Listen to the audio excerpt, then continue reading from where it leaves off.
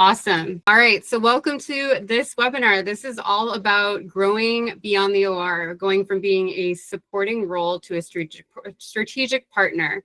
So this is going to be an interactive webinar. I'm going to start off with a poll in a little bit just to gauge how to spend my time best, but we'll go over some practical approaches, some things that I found very helpful.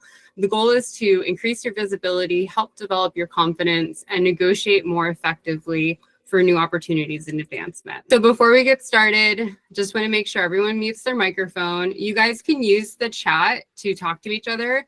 In fact, it would be great if you guys could just quickly put in where you're coming in from tonight and then how many years you've either been in the OR or the field itself.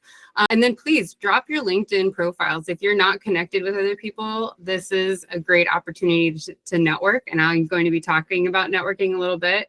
And then I will have the Q&A, which I pinned to the top of the chat to answer questions. And you can upvote questions that you like. I'll focus my attention on that. So a little bit about me. I have been in neurodiagnostics and medical device for almost 20 years. I started out in neuromonitoring with Biotronic, which is now NuVasive. Back in 2017 as a tech in the Midwest. I moved over to Tampa in 2010 to become a manager and then got promoted to business development. I moved to Seattle in 2015 to become the VP of a smaller company called Northwest Monitoring. Some of you guys have actually worked there. It's great to see you. And then I became the CEO in 2019 and stepped away at the end of 2023. So I have been around the world. I have been on 5 different mission trips in 3 different continents. I've been in India, I've been in Africa, Nepal, Barbados, and then we actually started a company in India in 2018. So now that I've stepped away from the corporate world, my goal is to help those in med device and med tech who are looking to get to the next level. So I'm going to put a quick poll in the chat. Let's see if I can do this. And I would love to know what you guys are experiencing as your biggest growth barrier. Is it confidence? Are you struggling with self-doubt, with speaking up in front of your leaders? Is it visibility, difficulty feeling seen? Do you feel like you're in the field and you're not getting any recognition? Are you having trouble with negotiation? Do you struggle with advocating for yourself or even really knowing what's fair for your market as far as compensation or what you should expect in terms of promotion? Or is it deep? Something that I haven't even covered and we can kind of address during the Q&A. So if you guys, that's great. Yeah, mix of everything. Good news is we will cover everything. I just kind of want to know where our focus is going to be. So looks like a little mix of everything, but I want to start out with confidence. So I want to start out with shifting your mindset from powerless to empowered. So for me personally, when I became a manager, I still didn't feel heard. I was down in Florida. Our corporate office was in Ann Arbor, Michigan. And I felt really frustrated because I got kind of minimal time and guidance as a new manager. And I wasn't really sure if I was doing the right things or what was being expected of me. And if I was impressing anybody, besides my team, which I hopefully was going well with them. So I went to my first leadership meeting really excited for that visibility. And I realized that all of the managers were complaining. They were complaining about the lack of resources they had or the issues with staffing. And Brass and our CEO or COO and all the VP levels just looked really annoyed, honestly, with the managers complaining. And I realized pretty immediately, if I wanted to be heard, I needed to behave differently. So being a deeply empathetic person and realizing that leadership summit was not the way that I wanted my interactions with top leadership to go, I decided to start tying my region's needs to the company's goals. I realized if I really wanted to get what my team needed, I needed to talk to leadership in a way that they understood. And to me, that meant if we're talking about, limiting our spending, let's talk about how we can say, cost savings as far as keeping our staff happy. If we are looking at budget cuts, to me, losing a team member and retraining them was a lot cheaper than paying, a small bonus or a travel thing. And the more I could tie it to the bigger company goals, the more discretionary perks, I'll say, I got as a manager. And then once I started getting those perks, I made sure to showcase the wins from those resources that corporate was giving me back to how my region was doing. Because leaders are people too at the end of the day. And what we don't think about is the fact that they might not feel gratitude. You know, if we're coming to them constantly asking for things, you know, it's like, at what point is enough and enough. So in order to kind of get them on your side, you really need to say, hey, thanks for, all like being willing to help me and give me this, this willingness to bonus my team for this really tough travel account. And, being over here in Seattle, maybe hypothetically, we have to go through mountain passes in the winter. It's really brutal. Thank you for, adding that additional hazard pay. I have all my techs volunteering. We haven't missed a case. Tie it back to the company's goals and show that the things you're getting are winning. So this is positioning your wins as strategic assets to the company. Show how the things that you're doing tie back to strategic assets to your organization. If you are having efficiency improvements that you yourself are creating, make sure you are saying that loud and proud. If you're resolving communication barriers within a surgeon, a hospital, document that. Quality enhancements that you implement, all of these things can be really strategic. But if you're just not verbalizing them and showcasing them in the right way, you might feel like you're kind of getting the old pat on the back of, okay, great, you're doing your job. What do you want? So this conversation is going to shift it from just doing your job to how you're really adding value to the company. And if you don't feel like you're innately confident, or you're like, I don't know if I'll be able to do that, confidence is not an innate trait. It is a skill you develop. And this will give you the framework to help develop your confidence, because you'll know exactly what you're bringing to the table. So before you go start negotiating for things, let's talk about the 3 growth pathways that you kind of have from the clinical space. The first and probably easiest for most is clinical education. You can become a mentor. You can leverage your expertise to train other people. It's a really good pathway, if you're looking for something that kind of dips your toe in a little bit more while you're still in the clinical space. And if you want to show your prowess in that space, you can develop some of your own training guides, maybe make them region specific, ask to train a new team member or co-train them if you don't feel fully ready to take that on, or just share educational content that's out there. There is a lot of, new papers and things coming out. And so just being, the point person who's the clinical expert on the team will go a long way. The next thing you can do is operations or management, and those things don't necessarily have to be the same. I know a lot of people think, okay, well, if you're the manager, you're doing the schedule, you're covering the logistics for your region, you're in charge of the people. That doesn't have to be the case. In my case, when I went from being just a individual contributor to a manager, I realized pretty quickly I loved the people part of it, but I struggled with the logistics part of it. So I wanted to hand off the schedule as quickly as possible. I know that sounds a little counterintuitive, but to be honest, it was really advantageous because I had a few people on my team who wanted to step up, but didn't necessarily want to deal with the people. So they helped me by taking on the schedule, and I had 2 people tag team it. And then I would help with the people issues and make sure that it freed me up. And it was a really great symbiotic relationship. The other thing that you can do, especially if you're in, not necessarily neuromonitoring, but in med device, there's a lot of logistics. You are running trays around, you're making sure you're getting things shipped in or couriered in, and you can be the point person.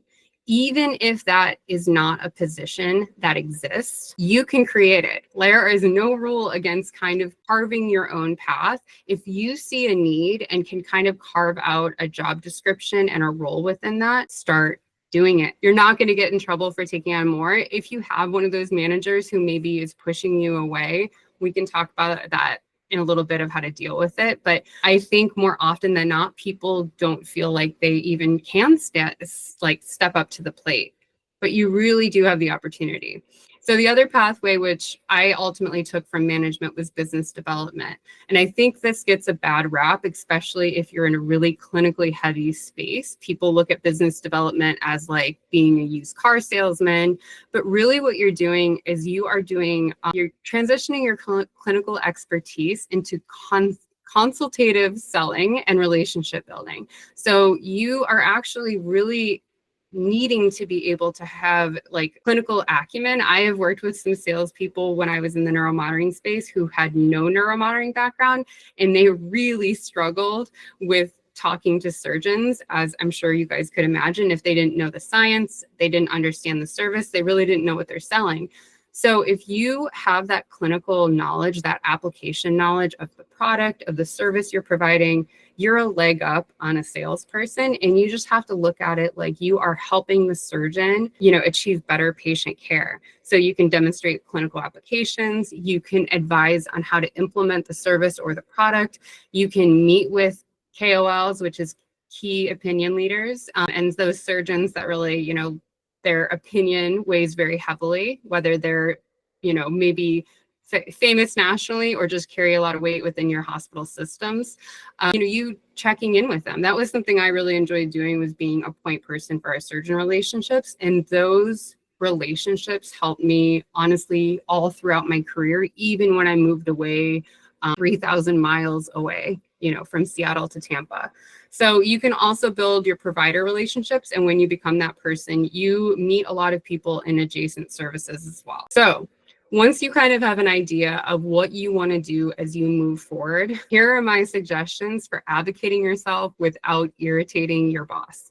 So one book that I'm going to highly recommend everybody go out and read or listen to or get the Cliff Notes from is a book called Never Split the Difference. It's by Chris Voss. He's an ex-FBI or CIA hostage negotiator, and it's a great book. And honestly, if he can apply those tactics, or I should say, if we can apply those tactics to how to negotiate for our job, I think we can, help leverage our expertise. We're not talking to somebody, nobody's life is on the line. These frameworks have really changed the way that I talked and negotiated with people. I wish I would have had this earlier in my career to kind of give me the confidence, because I think what ends up happening for a lot of people is it becomes emotional. You start to feel, because you're advocating for something you want, it is personal. You feel it, for me personally, I can feel my chest tighten, my voice tighten, my face get a little bit red. Putting it in terms of a strategic framework helps kind of take your mind out of your body and realize, like, this person's job, and especially if they're your manager, they might not have the authority to say yes and only have the authority to say no. And so instead of coming at it like this, position yourself on the same side of the problem. Reorient that so you are partners against a problem with your territory or your company or your region, and you're there to solve it together. It's not somebody's withholding something from you. You are working together to solve the problem, if that makes sense.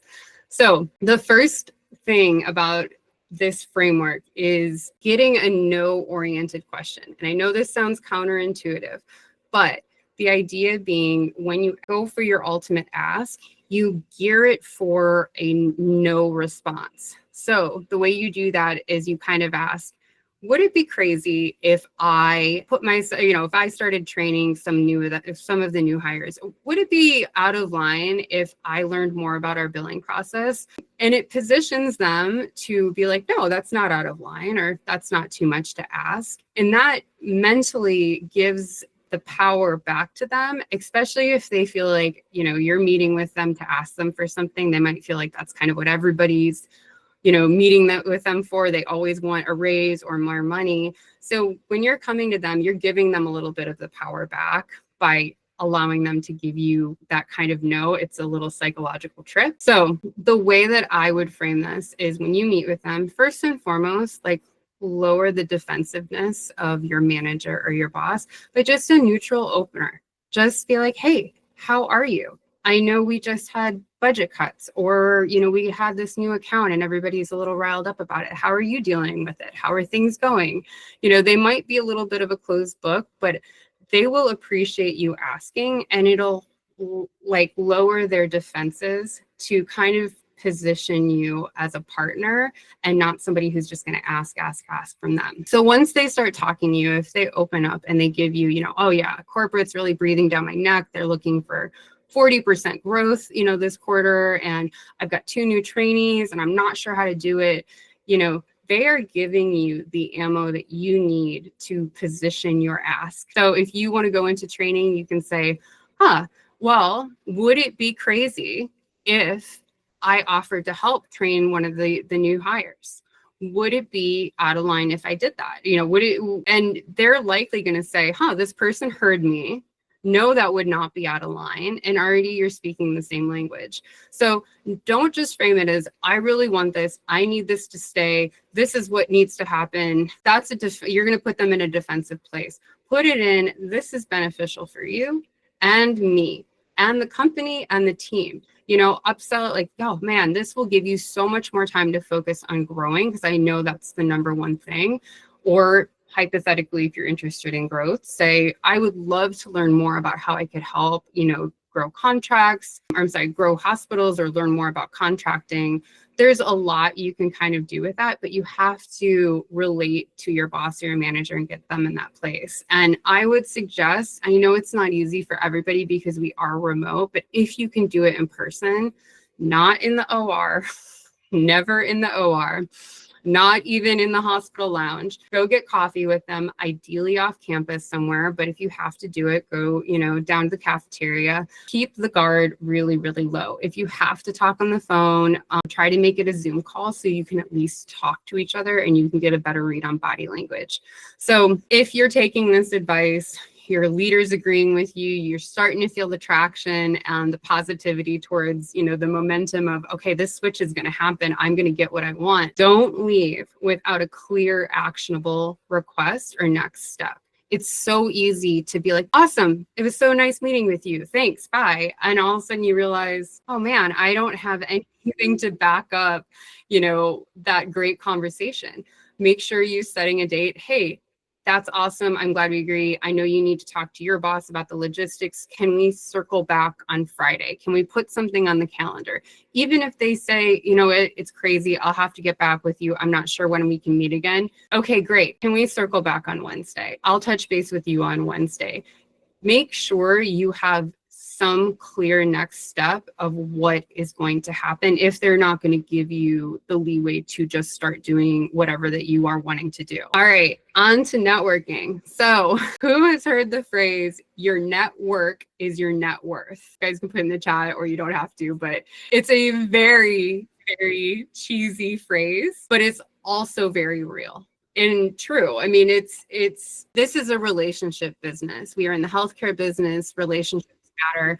If you guys have been around for a while, you know this. Relationships carry a lot of weight, both, with your surgeons, within your organization, and outside of your organization. So here are my tips for networking within the OR, because that's the easiest place. That's where you're going to start, but that's where you can grow from. First, and this probably goes without saying, but I'm going to say it anyway, never let the social aspect distract you from the job you're there to do or the patient. If you're having a great conversation with the circulator and you're finally getting, this person who wouldn't look at you, sideways before, and all of a sudden they're telling you about their weekend and really excited, and the patient rolls in, say, hey, I love this. Can we continue this later? I'm going to go, take care of the patient. Do your best to recognize, like, you're first and foremost there to do your job.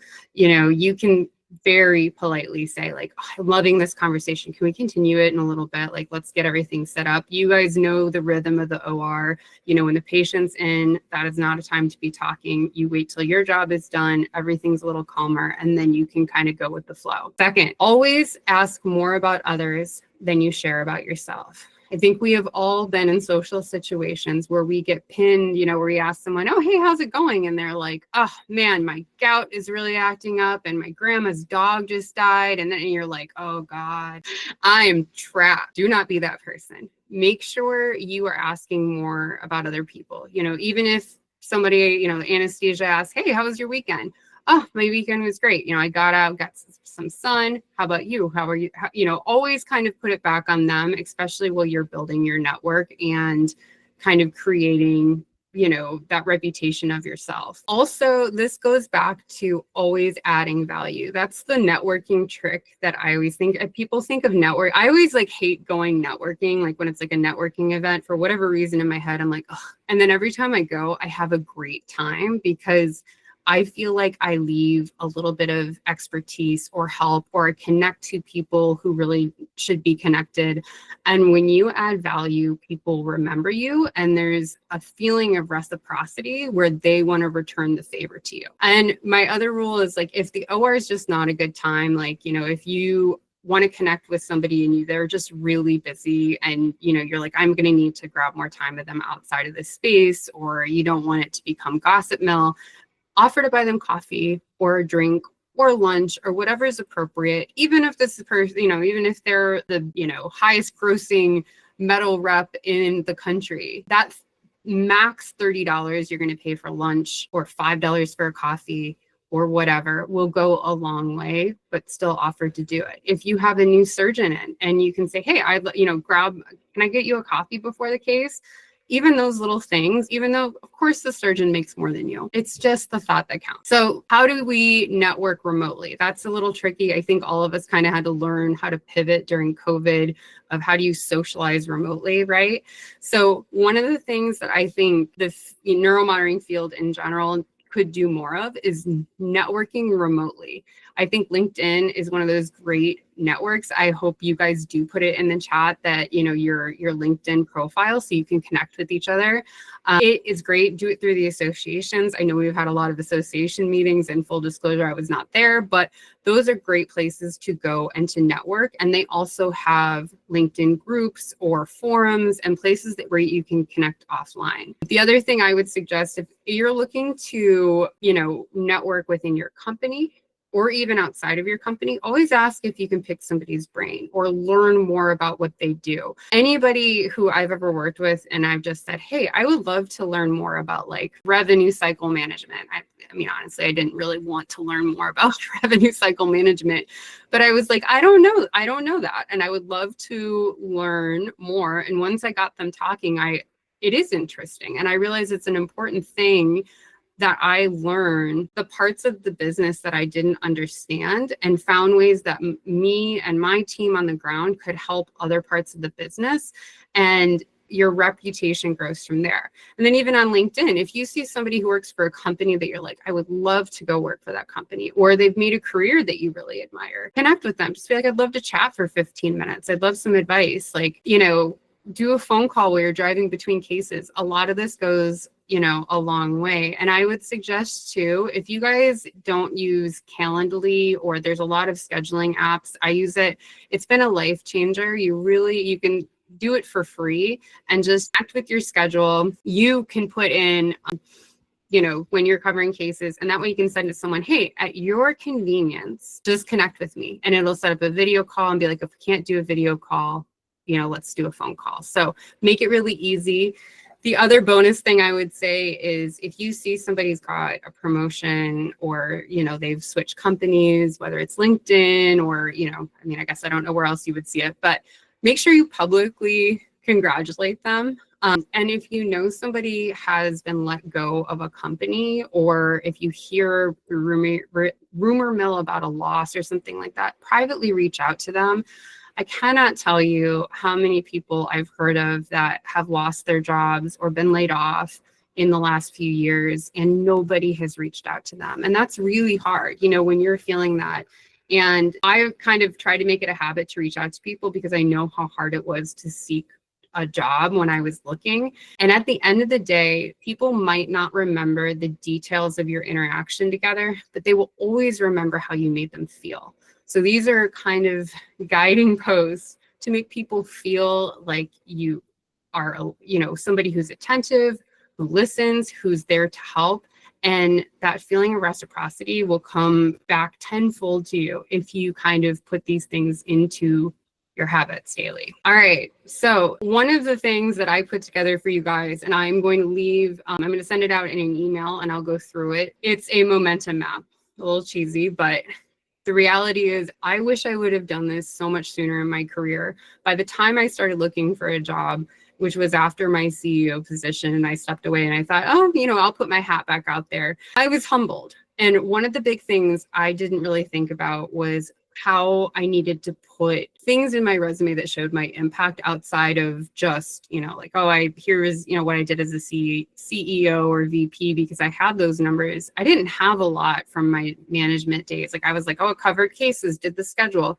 Companies do not care about that. They just don't. And you might get hired just because they're like, we desperately need somebody. If you want to actually grow in your career and be eligible for promotion, you need to show your impact in ways that the company cares. So what this is going to do, it's going to break down problems as first identifying them.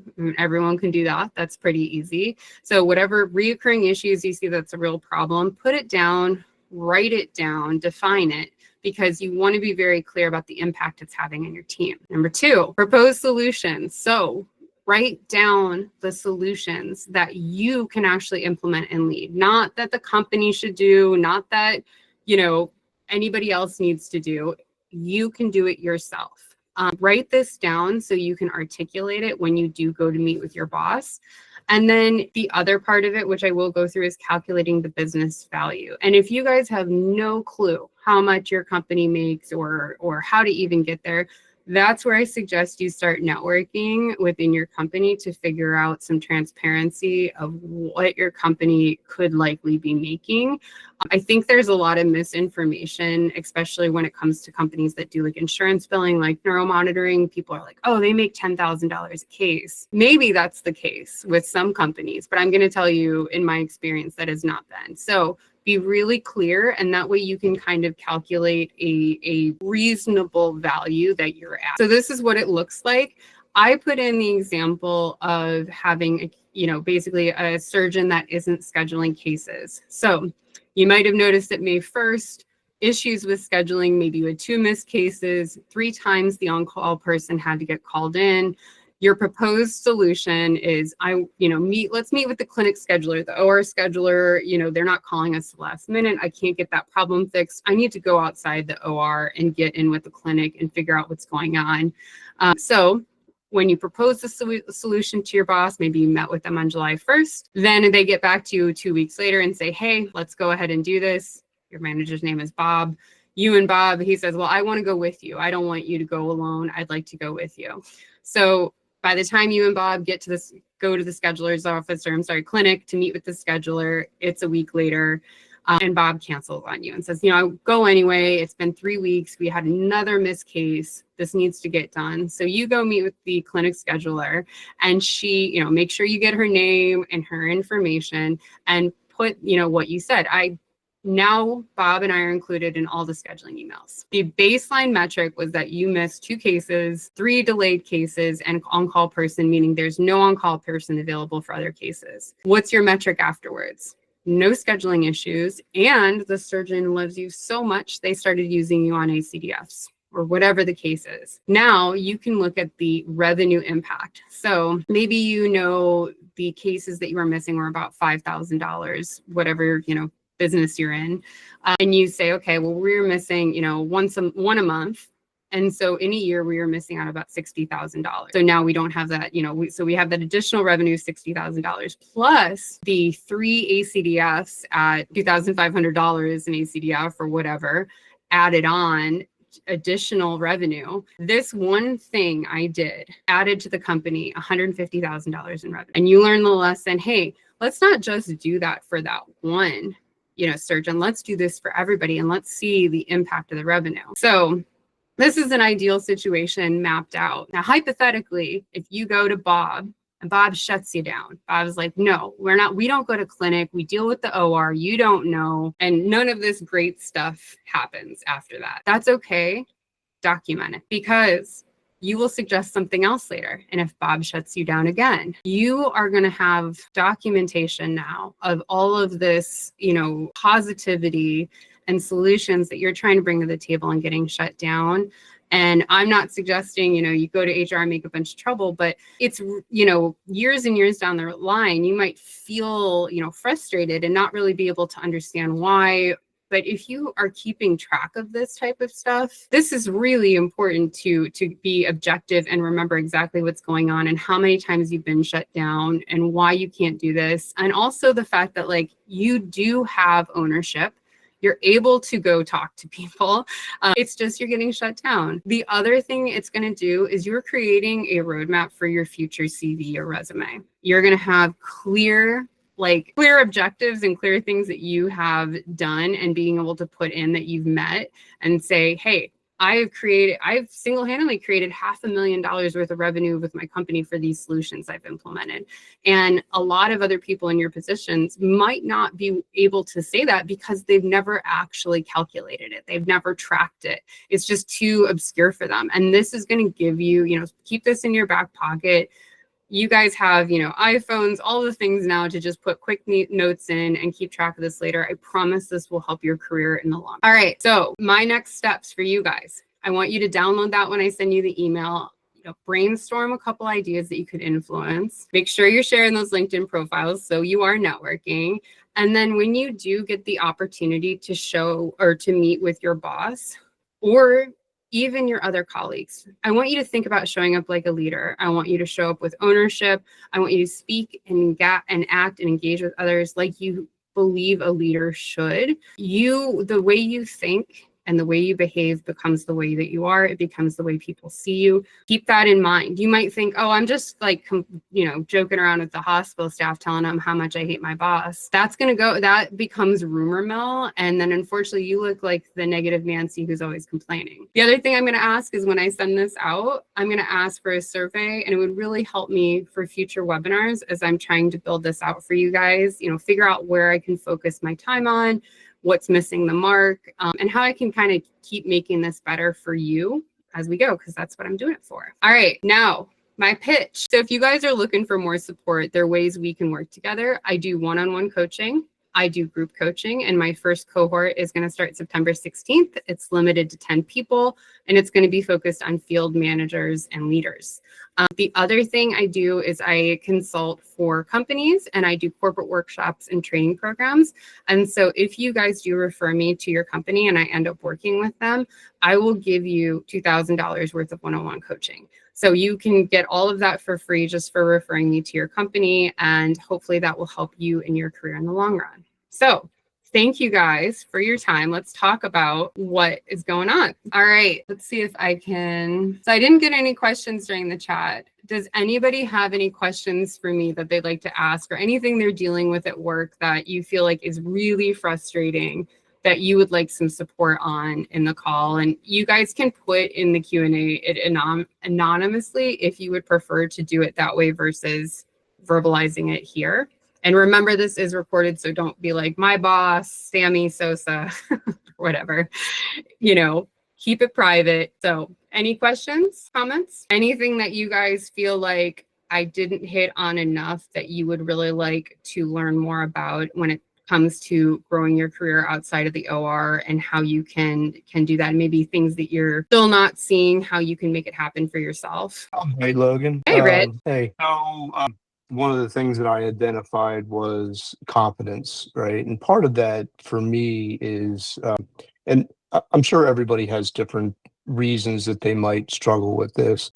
It's kind of something that has emerged for me over the past couple of years. I feel like I used to be a very confident person. And then as I got more and more into various leadership positions, which I think happens to everybody, you start to get a lot of criticism. People start to spread rumors about you that have no basis in reality. And you find yourself sort of like chasing this dragon of how do I put out this fire, right? And the best way to deal with it is just to say, well, screw those people, who cares what they think? But in reality, it can have some pretty negative consequences for your reputation. Thoughts on how to address that? Yeah, I mean, I'll be honest. I think for me personally, especially like when I was dealing with stuff during COVID, and just became the CEO, I was like, I'm going to try to be as transparent as possible. If I felt like something like needed to be addressed, if I thought it was just speculation and just not worth my time, move past it. But if I felt like it needed to be addressed, everyone was like, "Oh my gosh, everyone's gonna get laid off," I was like, "Let's talk about this. Let's do an open forum. You don't need to be a CEO to do a town hall type thing and address it. But I think if it's really egregious personal attacks not based in reality, you just do your best to kind of move on past it and let your who you are speak for yourself. But it's hard." Thank you. Yeah, I'll ask another question that probably some people are thinking about too, because I think anybody who's on Reddit sees that it's just filled with people that are trying to get out of the OR, or even out of the field, right? And we've seen in neuromonitoring, particularly over the last few years, there's been a lot of consolidation. There's been a flattening of management. And there doesn't seem to be a lot of opportunities out there. And I think part of what you talked about was kind of assessing the needs and advocating for creating an opportunity. We also live in this world of healthcare where everybody seems to be chronically understaffed, and yet everybody's working on these slim margins, single digit margins. And there may be when you advocate for a position that is sort of getting you out of the OR, there may be an interest in having it, but the money isn't there. And I see a lot of that in neuromonitoring for people that, like, they just want to advance their career, and there doesn't seem to be a lot of options out there. And the research that I've done shows that the number one reason, like 52% of people leave their jobs due to lack of opportunity for advancement. So we're seeing a lot of that. What's been your experience, and what are your thoughts about trying to combat that in this particular environment? So I have two thoughts. First, I do think, and I was actually just talking to somebody about this the other day who was in a same situation, kept getting stonewalled. And my thought is, if you really want to advance, bring the value first. And then once you're doing the role and they realize, man, how did we do this before Rich was here doing this role? That's kind of when you can ask and leverage the opportunity. I think a lot of people, and that's where I say you get like the us versus them mentality, and how do you turn it that you're working on the problem together. I keep hearing the complaint from higher ups that they're like, oh, everybody's so entitled. Everybody just wants this. And I think being like, hey, I would love to pilot this program for 3 months. Cannot we pilot it for 90 days or for 4 months or whatever it is, where I take ownership of this space? And then after that, we can sit down and see if it's truly bringing value and if it's a worthwhile position to pursue. And, and then you can kind of go from there. But I think, showcasing the value before you ask for the money is huge. And I know people will be like, oh, 4 months, I don't want to wait that long. But like 4 months happens in the blink of an eye. I mean, I can't even believe I've been doing this 20 years. And the second thing I think about too is, when it comes to, I'm just blinking right now. When it comes to like advocating for yourself and finding this next step, like maybe, you're doing this role and you're just, you don't get a title, but you're doing it anyway. You're like, hey, I always knew logistics were a problem. I'm just doing the logistics role. You are not going to get arrested by the resume police for saying tech/logistics coordinator. Like nobody, this is wild, I know, but if that was part of your role and something you actually didn't take ownership, you can play around with the title a little bit. I've got my friend Kim on too, and she is an HR representative, and she has definitely spoken up before about, if you've done the role and you're applying for a position, make sure you're tailoring your resume to speak to that. And you can say logistics coordinator or whatever you need to say to showcase that you have transferable skills outside of the OR. I love that. I have one more, but I want to give other people an opportunity. I just wanted to kind of start the engagement Get it here. going. Yeah.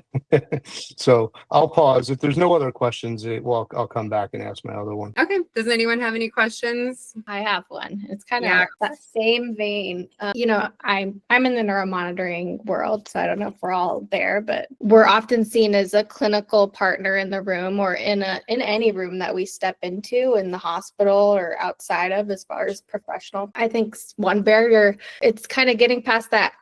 That's just a clinical person, right? I don't really need you. But how do we become more of a partner within the OR or within the hospital system we're in? And things like that really help, honestly, your career, but also the business that you're a part of, that region, everything. Yeah. I mean, first and foremost, I think connecting with other people in your company to understand the business. Once I understood billing and a surgeon, I could actually handle a surgeon who was pissed off about a patient getting a bill versus being like, you need to call the hotline or you need to call this person, and I could take care of it myself. Like, I started becoming this point person for any issue.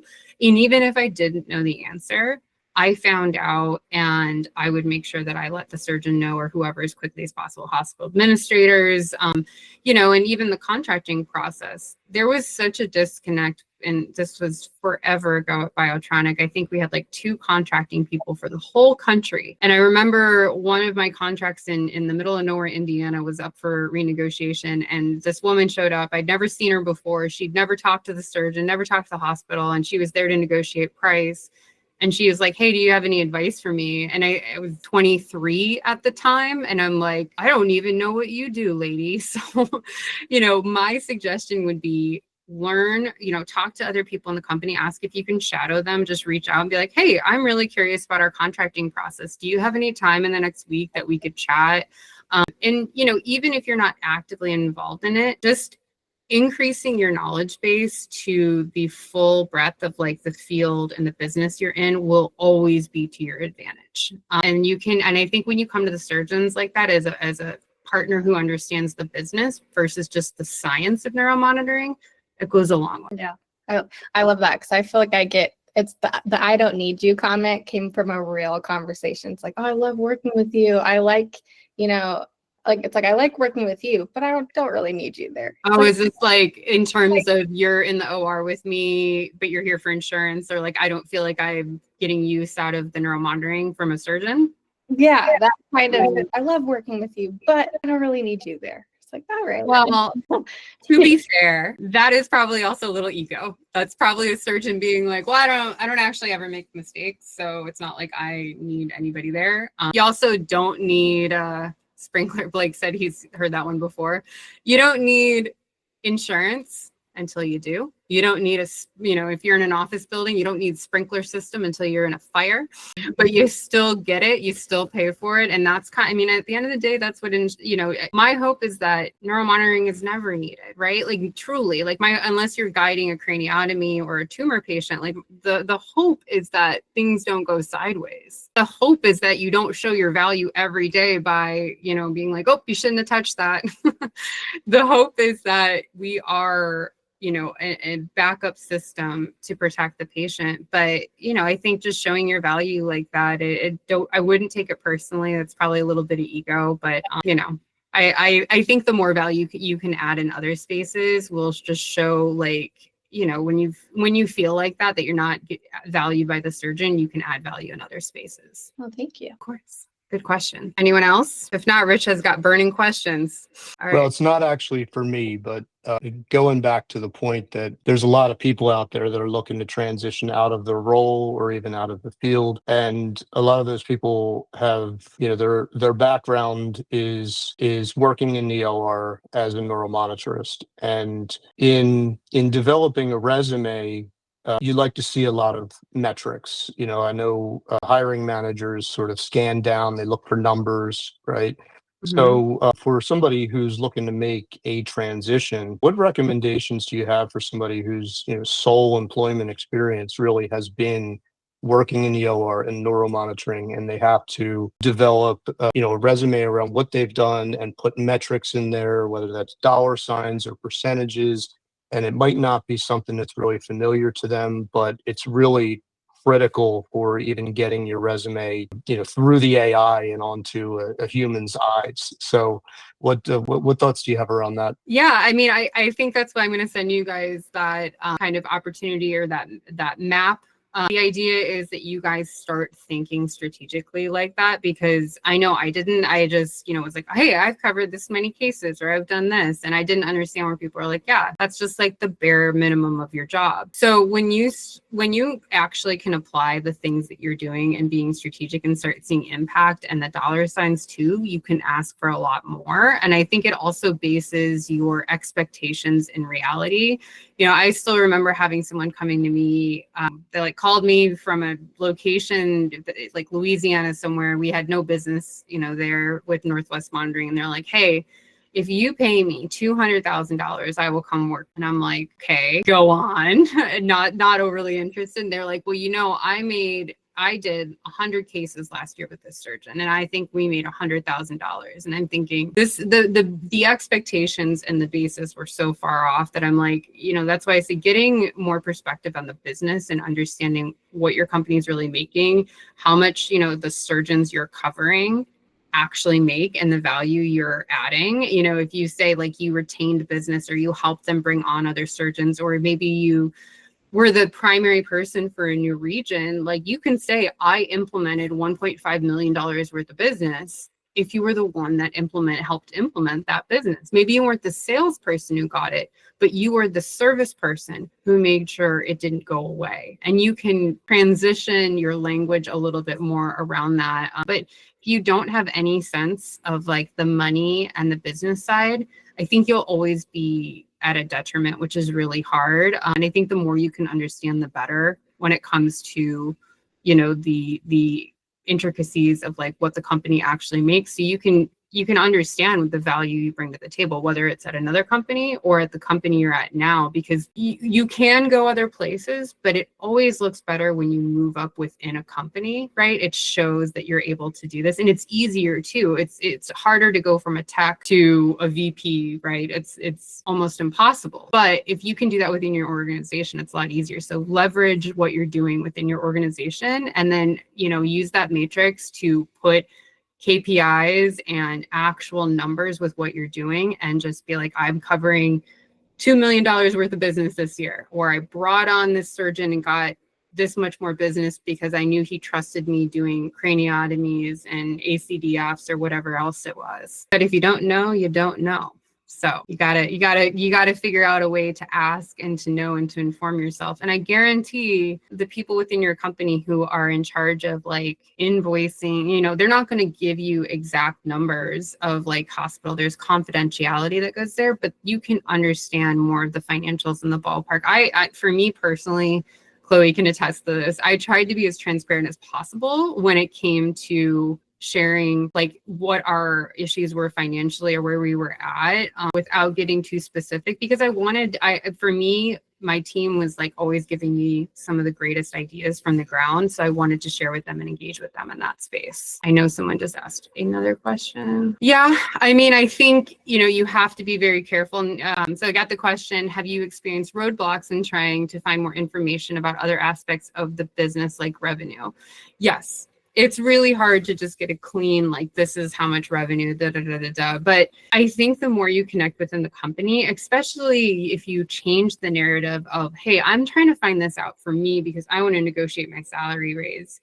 If you're like, hey, I want to talk to revenue cycle management because I want to make sure that our team is doing everything we can to get the right CPT codes, to get everything in on time, and make sure that we're recouping revenue the way we need to do. Like I said, when you come at it from that standpoint of like, let me help, let me try to help the situation versus like, I'm just trying to get that information so I can, one up my boss or one up the company, it totally changes the defensive-ness and the narrative. So you might be in a super toxic environment where you're not going to get any information, and your boss is going to gatekeep from you. But that's also why keeping track of like the times that you've tried to make strategic input and add value and you get shot down by tracking that. Like I'm telling you, I wish I would have done it in so many different places in my career instead of waiting till I was already really, really frustrated and looking to leave and having to like backfill the years of information and figure stuff out. So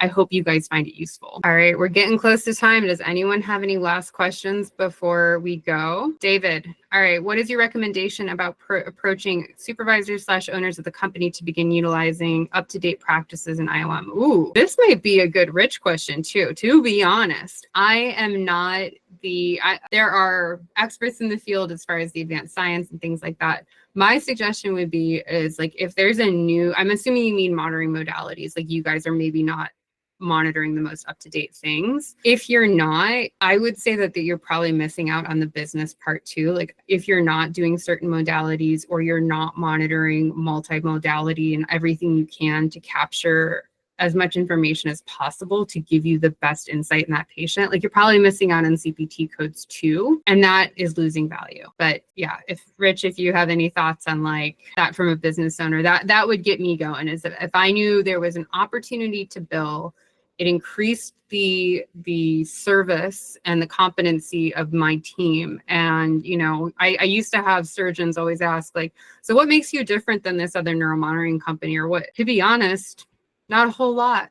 The thing that makes us different is our people, right? It's the service we provide. So if we can say we're providing a service above by doing that, I would say that's your like two-prong approach, is like, this is going to improve our service and our competency, and then also probably improve our billing if we're able to include the CPT codes. Unless you're saying you want to monitor less, then that's probably a scary road. I know for a while when I started, we had one company out there that was monitoring anal sphincter for every single spine case, even cervical. So I'm not going to say that doesn't happen.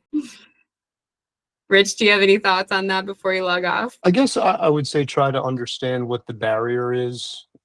It could be lack of awareness, and you could take two routes, I guess. One would be to put together a proposal that identifies what the evidence is and why it's beneficial, or you could solicit an advocate, somebody who's an expert in the field, who could help to bring that knowledge to the right leadership or right leaders within the team, whether that's education or other. There could be financial concerns. Like as an example, somebody came to me a while ago and they said, we'd love to do subcortical mapping, but the suction tip probe is too expensive. And I said, well, there's a way to do it for like $5. It's not, you don't have to spend $150 or $250 for this probe.